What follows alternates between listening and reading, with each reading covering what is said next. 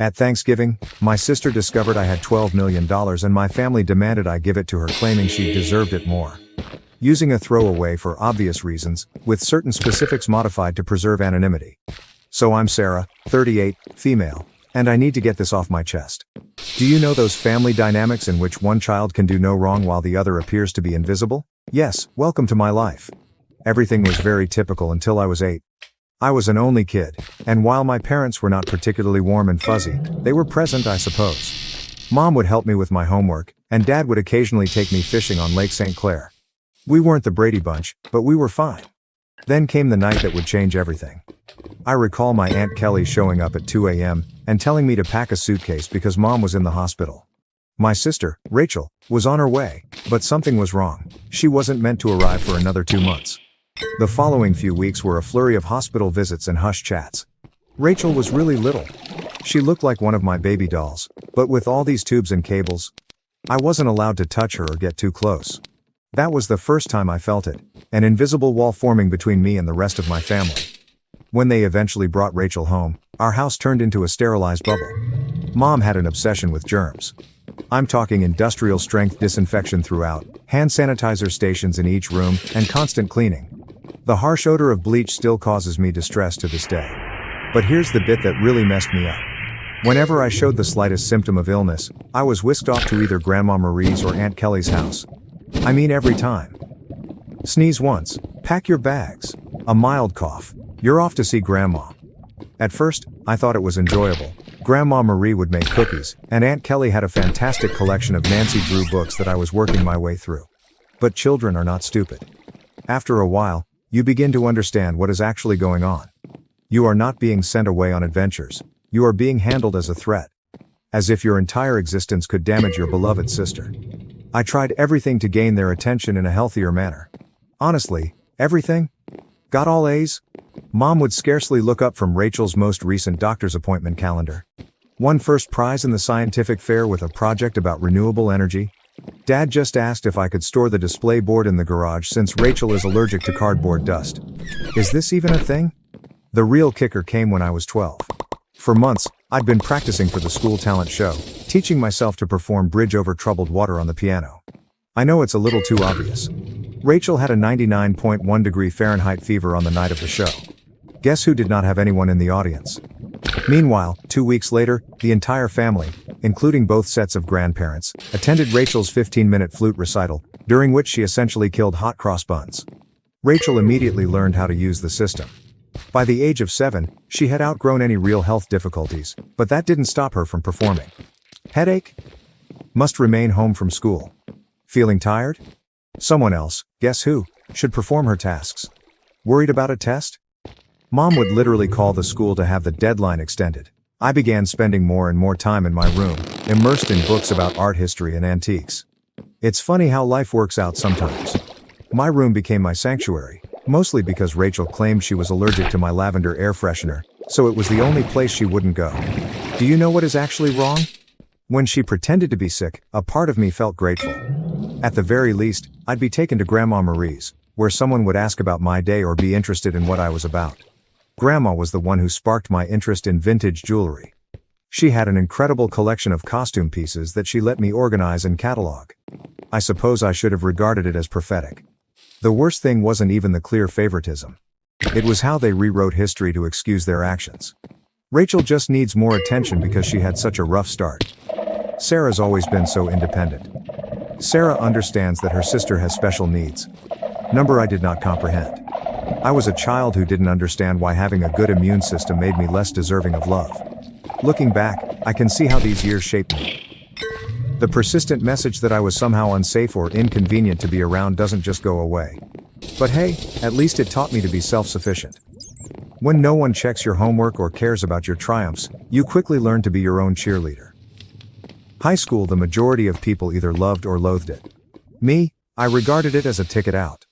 While Rachel was establishing her drama empire in middle school, I was laying the groundwork for my own escape. And let me tell you, nothing inspires you to accomplish more than knowing that no one will do it for you. Remember how I said I spent hours sorting Grandma Marie's jewelry collection? That taught me a valuable lesson, the need for systematic organization and attention to detail. In high school, I approached everything with the same perspective. My desk at home resembled something out of an organization magazine. Color-coded notes, meticulously organized study plans, and everything had its place. Rachel teased me about it, calling me Rain Man. Very great, sis. But here's the thing about being invisible: no one is monitoring your failures or successes. So do whatever the heck you want. I joined every club that would not interfere with my part-time employment at Carson's Diner.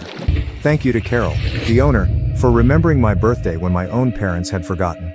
Debate team? Check. Who is the National Honor Society president? Check. Who is the editor-in-chief of the school newspaper? Check. The debate team was when I truly found my voice. There's something quite rewarding about shattering someone's argument while maintaining complete composure. It also taught me how to negotiate, which I didn't realize at the time but would be useful later. I've won states twice. Rachel had major soccer games, therefore my parents were unable to attend both competitions.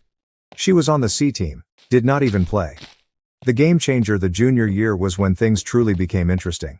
I took the SAT and received a flawless score. Not like, oh, pretty good, perfect. I mean, perfect. 1600. You know how many people receive that? Less than 1%. I remember staring at the results screen for almost 20 minutes, convinced it was an error. I rushed home to tell my parents. I realized this is stupid. Mom was in the kitchen assisting Rachel with her English homework. The conversation went something like this. My reaction: Mom. Look, I got a perfect SAT score. Mama. That's nice, honey, but can you keep it down? Rachel's trying to concentrate. She has a big test tomorrow. Rachel, you're correct. Yeah, some of us actually have to study, Miss Perfect. She said. Rachel, sweetie, don't stress. You're just a different kind of learner. I still have the hard copy of those SAT results someplace. Never got pinned on the fridge. But Rachel's C+ in English? That infant received primo refrigerator real estate, complete with a "we're so proud of you" magnet. College applications. The college application procedure was interesting. I applied to 15 schools without informing anyone. I wrote all of my own essays, gathered my own recommendations, and handled all of the financial assistance paperwork myself. My guidance advisor, Mr. Chen, was the true MVP. My parents were too busy to help me with the FAFSA, so I stayed late after school. Then acceptances began to arrive. Harvard, Yale, Princeton, Michigan, and each one comes with a scholarship offer. I stored them all in a locked box under my bed, knowing what would happen if Rachel discovered them. They'd suddenly shifted their focus entirely to her. But if Sarah goes to Harvard, I'll be all alone. Or some nonsense like that. The day I received my full ride offer from UMich, Rachel joined JV cheerleading. Guess which one was celebrated with a family feast? Hint, I had microwave mac and cheese in my room while they went to Olive Garden. But, you know what? The scholarship was my golden ticket. Tuition, lodging and board are all included, as is a book allowance. I could finally leave that house, where I was either invisible or inconvenient. The day I received my acceptance package, I went to my favorite spot in the local library, a fourth-floor window seat overlooking the park, and grieved for an hour. Not sad tears. There were tears of relief. When I told my parents at supper that I was going to UMich, they were ecstatic. He said, Michigan? But that's so far. What if Rachel needs you? She replied, I hope you're not expecting us to help with expenses. Rachel's cheerleading competitions are very costly. Rachel is crying. Oh my God, finally. Can I have your room? I need space for my TikTok videos. The summer before college I worked double shifts at Carson's Diner to save money. Carol, bless her heart, always gave me additional tips and made sure I got to take home leftover pie at the conclusion of my shifts. She also taught me a vital skill: how to recognize genuine people in a society full of fakes. Baby, she'd tell me, in diners and in life, the ones making the most noise usually have the least to say. Move-in day at Michigan? My folks couldn't attend because, surprise, Rachel had a cheerleading competition. Aunt Kelly drove me instead, helped me set up my dorm room, and gave me a $500 envelope. Your Grandma Marie wanted you to have this, she told me. She's so proud of you. Later, I learned that Grandma had been saving that money from her Social Security checks for months. That first night in my dorm room, I promised myself, I was going to create such a wonderful life that being overlooked would be inconceivable. Not for vengeance. Nothing to prove to my family. But what about the 8-year-old girl who used to get sent to Grandma's house for sneezing? College and the beginning of something new. College went by in a flurry of all-nighters, instant ramen, and heavenly independence. I graduated summa cum laude from the University of Michigan. Not that my folks noticed. They were too busy helping Rachel transfer to her third college in 2 years. But this is where the plot takes an unexpected turn. I got an entry-level job at Everett and Phillips Auction House in Detroit. I won't use the real name for obvious reasons, but if you're in the business, you probably know who I'm talking about. A genuine high-end establishment, many old money clients, that type of transaction. I began with their estate sales business, which involved documenting the belongings of wealthy individuals after their deaths. Not exactly glamorous, but it paid the bills. The breakthrough. My first several months were very standard, logging countless china sets, categorizing vintage furniture, and so on. Next followed the Kingston estate. Mrs. Kingston was an elderly widow who had died with no children, leaving behind what everyone assumed was a huge collection of costume jewelry. Rooms filled with the material? This is where those hours at Grandma Marie's came in useful. I'm looking through this stack of jewelry when something catches my attention. It's an Art Deco brooch. Nothing really showy, yet something about it felt different. The weight was unsuitable for costume jewelry. The clasping mechanism was far too complex for a copycat. I believe I spent my whole lunch break that day researching old jewelry markers and signatures. I ended up staying late at the office to use the company's membership to several antique jewelry databases. The more I looked, the more certain I got that this was not costume jewelry. It was the real stuff. Problem was, I was the new girl. Nobody would believe me if I claimed we had a potential treasure on our hands. So I did what the debate team taught me. I meticulously prepared my argument. I spent 2 weeks during lunch breaks and evenings learning everything I could about Art Deco jewelry authentication. I even used some of my pitiful excuse for savings to pay for an online gemology course. Finally mustered the guts to approach my boss, Mr. Harrison. I brought the entire presentation, which included comparative images, historical documentation, and the works. The conversation went something like this. My response: "Sir, I think we might have something significant in the Kingston collection." Harrison, scarcely looking up from his phone, says, "Sarah, we've already cataloged those as costume pieces." You are correct. I know, but look at these maker's marks. They match perfectly with Cartier's 1925 signatures. Harrison, finally paying attention. Where did you learn all of this? My reply was, I did some research. Long story short, the costume brooch sold for $47,000 at auction. It turns out that it was part of a limited collection created for some European set in the 1920s. But here's the real kicker. Harrison started to trust me after that. He began giving me other artifacts to authenticate. Suddenly, my pointless pastime of sorting antique jewels acquired real significance. I devoted myself to learning everything I could about vintage jewelry. I took every online course I could afford. I spent weekends at estate sales, researching items. Even began a small notepad to document various authentication procedures. My apartment looked like a jewelry scholar's fever dream, with walls covered with printouts of vintage hallmarks and certification guidelines. The auction house started getting results. I was discovering important items that others had overlooked, developing contacts with collectors, and knowing the market. My commission checks became larger. For the first time in my life, I was not simply surviving, I was also saving money. Family? Still remarkably uninterested. At Sunday dinners, which I still went to like a fool, the discourse went like this. Mom, Sarah's still at that antique shop, right? This is me. Auction house, and yes. Actually, I just authenticated a rare Tiffany piece. Rachel interrupts. Oh my god, speaking of jewelry. You guys have to see this charm bracelet I bought at the mall. But I didn't care anymore. For once in my life, I had discovered something wholly mine. Something I was actually excellent at. Something unrelated to being Rachel's sister or family disappointment. The Rothschild collection. Then came the Rothschild collection. This was about 2 years into my employment at the auction business. A massive estate. Old money family. There's a lot of buzz in the industry. I was part of the team that cataloged their jewelry collection. And that's when I noticed it. A fairly commonplace Art Nouveau piece that everyone else had missed. I spent 3 days investigating it. I barely slept. It turned out to be a piece from a famous French jeweler's private collection, which was supposed to have been lost during World War II. When it sold at auction for $238,000, Harrison summoned me to his office. I believed I was being promoted. Instead, he said something that completely changed the situation. Sarah, you're wasting your talent here. You should be running your own authentication business. Initially, I shrugged it off. Me? Start a business? With what money? However, the notion took root. I began doing modest freelance authentication projects on the side. Word spread that I had a terrific site. Private collectors began contacting us directly. One night, I was sitting in my modest apartment, surrounded by jewelry manuals and authentication tools that I had gradually accumulated, when I had an epiphany. This is something I could actually do. I could create anything on my own. So I did what any reasonable person would do. I took out a large debt against my car. I emptied my savings account. I rented a small office space in a less desirable area of town. People believed I was insane. Perhaps I was. I transformed a storage room above a Chinese restaurant that was about the size of a college dorm room.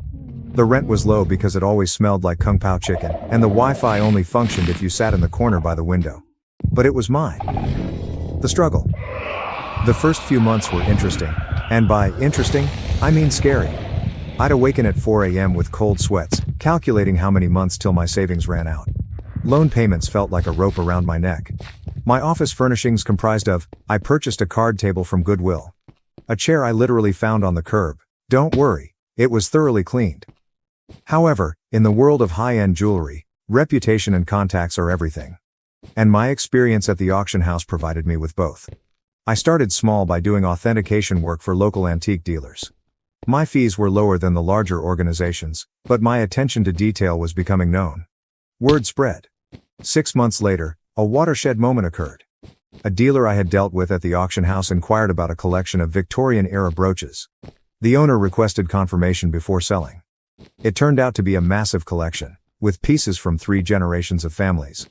I worked on it for 2 weeks straight, rarely sleeping and documenting everything. I discovered 2 extremely rare pieces that had been misinterpreted as later replicas. The owner was so delighted with my detailed analysis that she not only paid my fee, but also offered me a 10% commission when the piece sold. Was that a commission? $86,000. More money than I had earned in the preceding 2 years combined. Suddenly, my phone rang. A lot. Private collectors have heard about my knack for finding missed pieces. Estate lawyers seeking advice on inherited jewelry. Even my previous auction house began sending me authentication work.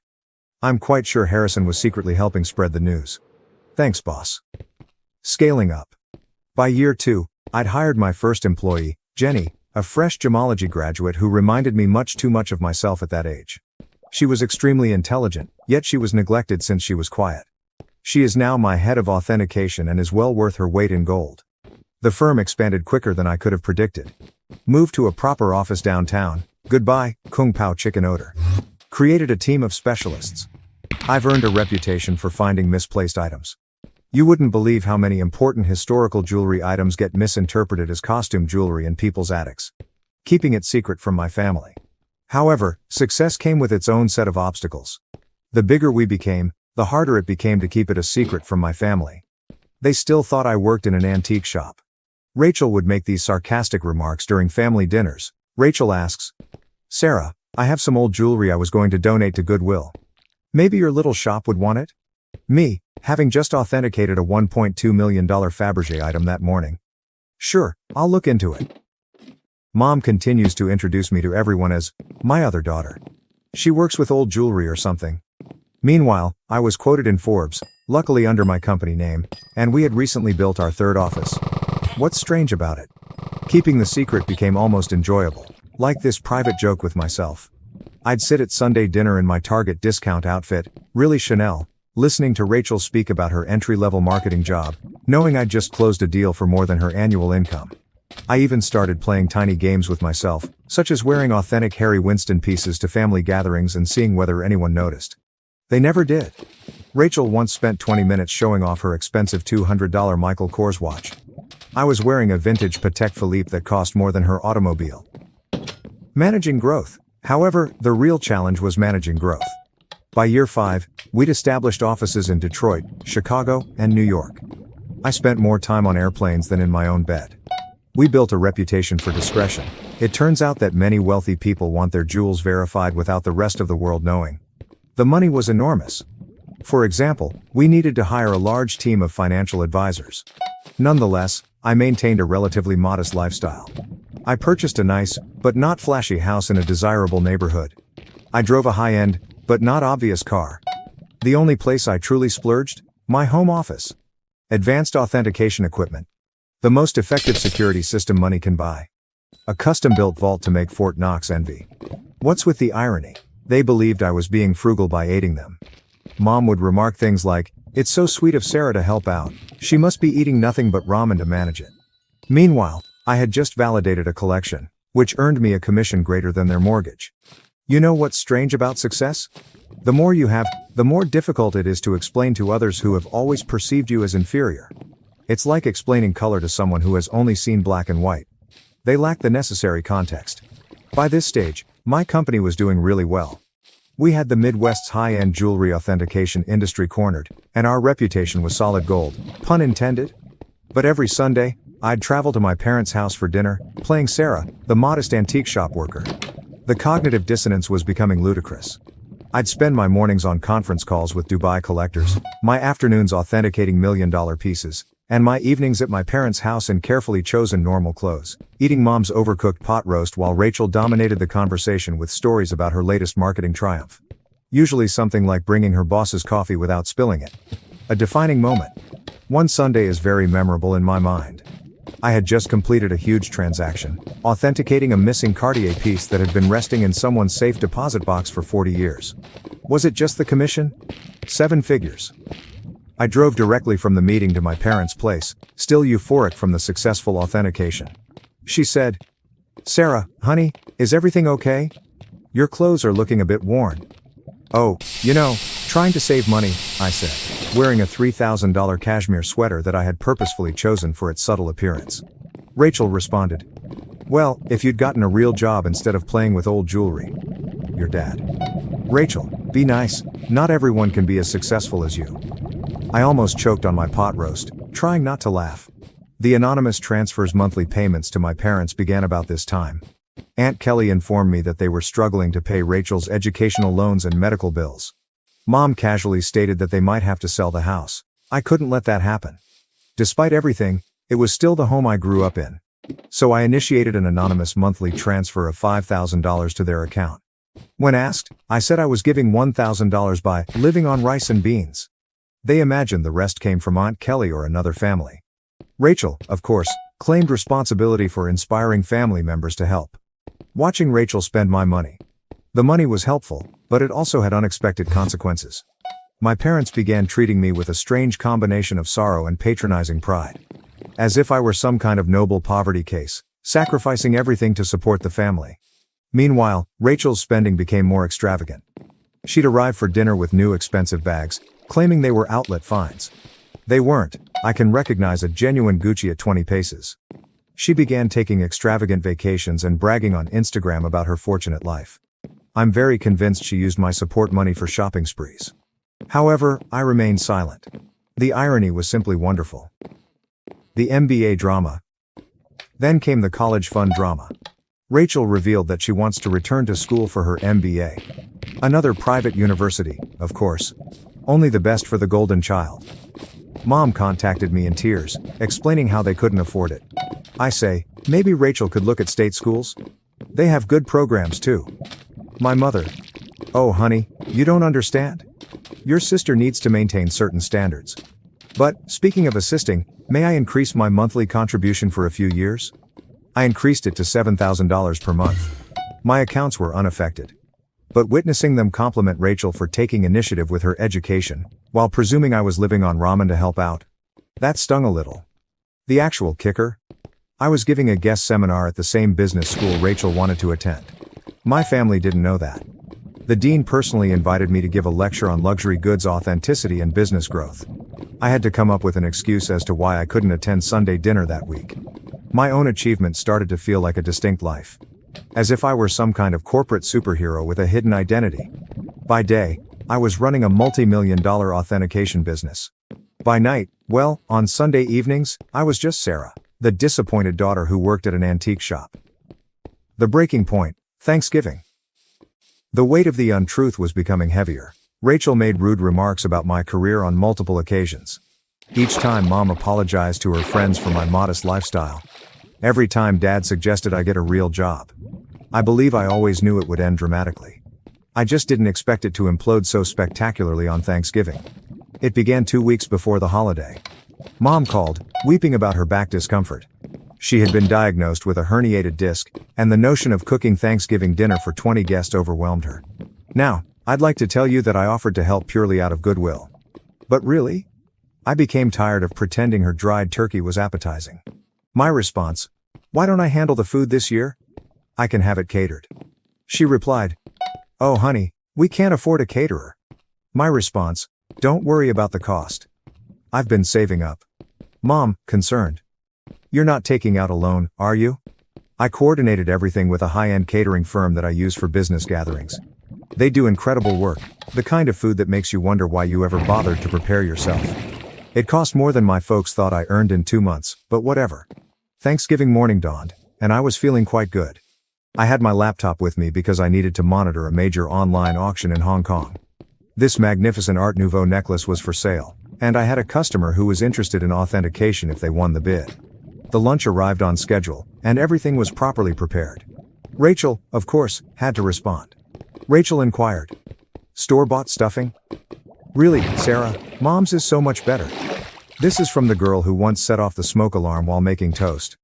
Mom was apologizing to everyone for not cooking herself, but you could tell they were enjoying the meal. Rachel shut up after tasting the maple-glazed Brussels sprouts, which, by the way, cost more per plate than her weekly grocery budget. I stepped away from supper and dessert to check my laptop. The auction was getting intriguing, and I needed to be prepared in case my client won. I set up in my old bedroom, which Mom had kept the same since high school. In the meantime, Rachel's room had undergone 3 renovations. That's when everything went wrong. I had left my authentication program running, with many tabs open that displayed various accounts and current agreements.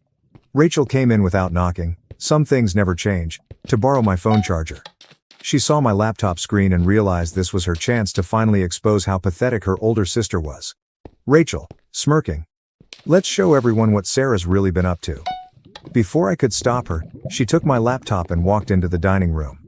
The big reveal: picture this. 20 people, including aunts, uncles, cousins, and my parents, filled with gourmet turkey and half drunk on pricey wine, which they mistook for Trader Joe's. Rachel's reaction. Time to see what kind of important work Sarah's doing on Thanksgiving.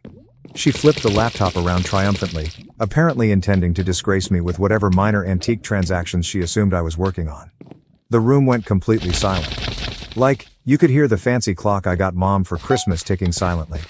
She believed it was a reproduction. My screen displayed, current account balance, $12.4 million.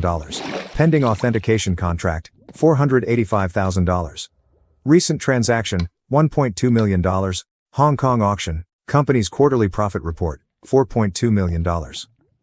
Rachel's face shifted through 5 different emotions in 3 seconds. The final one landed somewhere between astonishment and nausea. She actually swayed slightly on her feet. Rachel whispers, "This cannot be right," she said. Rachel, honey, what is it? Rachel, voice cracking. She's rich. Sarah's rich. Chaos ensues. If it was possible, the hush deepened even farther. Then Mom began giggling, like, really laughing. She said, "Don't be silly. Sarah works at that little antique shop." I rose up carefully, straightening out my basic cashmere sweater, which cost more than their monthly mortgage. Me? Yes. Actually, Mom, I own one of the largest jewelry authentication companies in the country. For years. Those antique shop comments? I authenticate pieces worth millions. That little business you never asked about? It has offices in 3 cities. Dad choked on the liquor. Aunt Kelly dropped her fork. Uncle Mike began coughing terribly. Then Mom's laughing transformed into something else. Her face turned red, then purple. She stood up so quickly that her chair tumbled over. Mom screams, "You have millions, and you let us struggle?" My response. "Struggle? I send you $7,000 every month." She replied. "While sitting on millions? Your sister has student loans." So there it was. Instead, congratulations. Not, "Wow, we're so proud." Just outraged that I hadn't given them more money. Rachel began to cry. Surprising, I know. Sobbing about how she deserved to know, and how I had betrayed the family. Dad joined in. My dad. "How could you be so selfish? We're your parents. We raised you. That was when I lost it. Years of being disregarded. Years of dismissal. Years of being considered as a family disappointment. Everything poured forth. My response: raised me? You shipped me off to grandma's every time I sneezed. You missed every achievement, every award, every milestone, because Rachel might feel left out. You never saved a penny for my college but took out loans for her private school. And now, you're mad that I built something for myself. The following 5 minutes were chaotic. Mom screamed about family obligations. Dad is yelling about ungrateful children. Rachel alternated between sobbing and demanding to know just how much money I had. Meanwhile, the fancy catering team attempted to serve dessert while seeming exceedingly uncomfortable. I grabbed my laptop, took my Hermes bag, which Mom had previously commended as a nice replica, and walked out.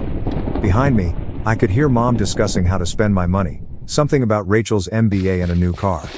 As I went home in my sensible automobile, a limited edition BMW, my phone started filling up with texts.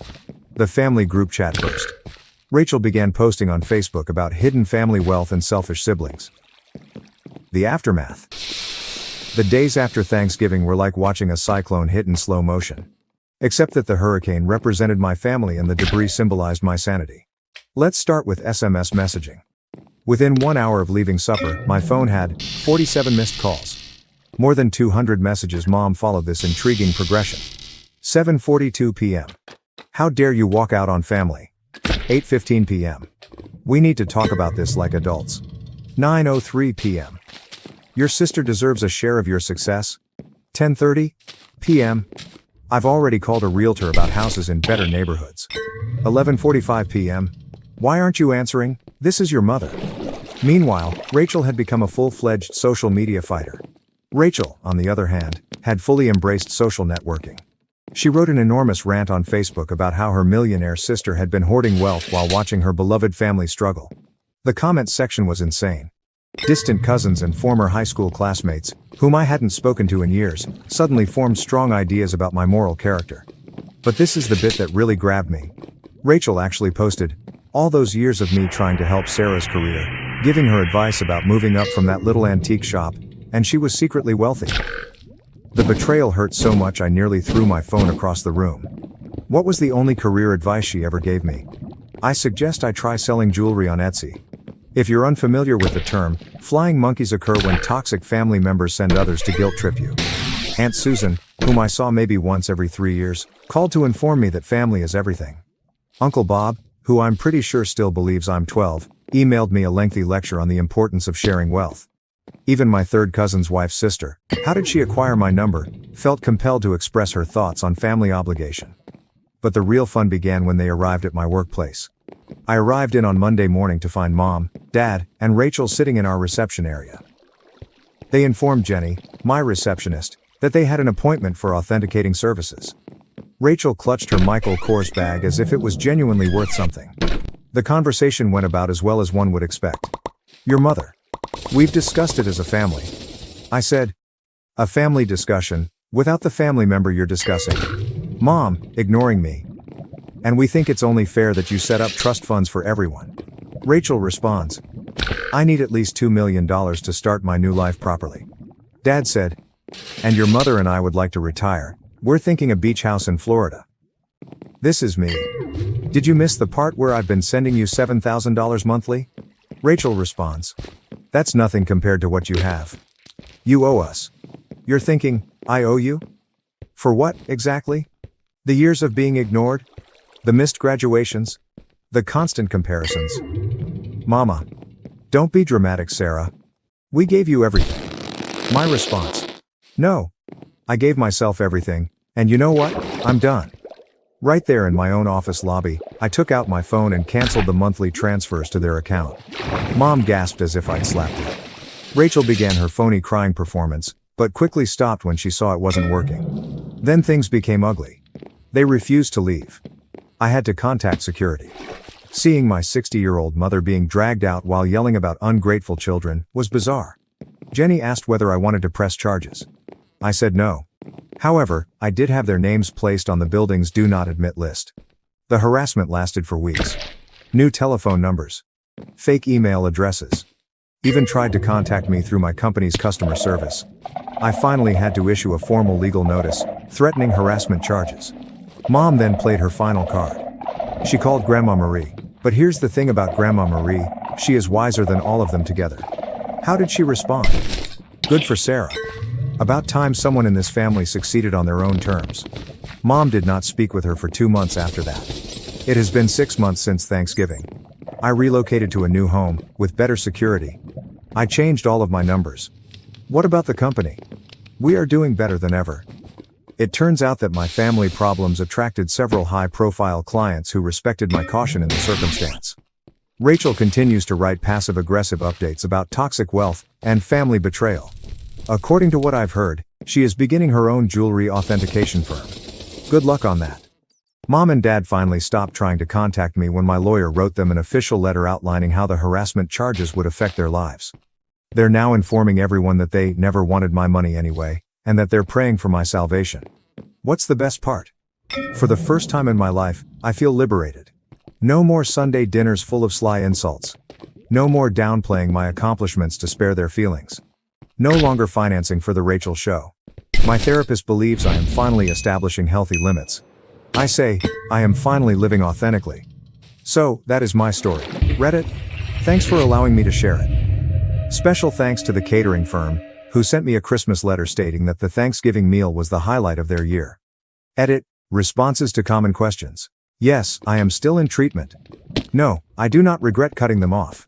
Yes, Grandma Marie is doing well. She's coming to visit next month to help me catalog a new collection. One last thing. To Rachel. I know you're probably reading this. What about the Cartier bracelet you're wearing in your most recent Instagram post? Definitely a fake. Just saying. Thank you for watching. If you haven't subscribed yet, please do so and hit the notification bell to stay updated with more shocking real-life stories happening around you.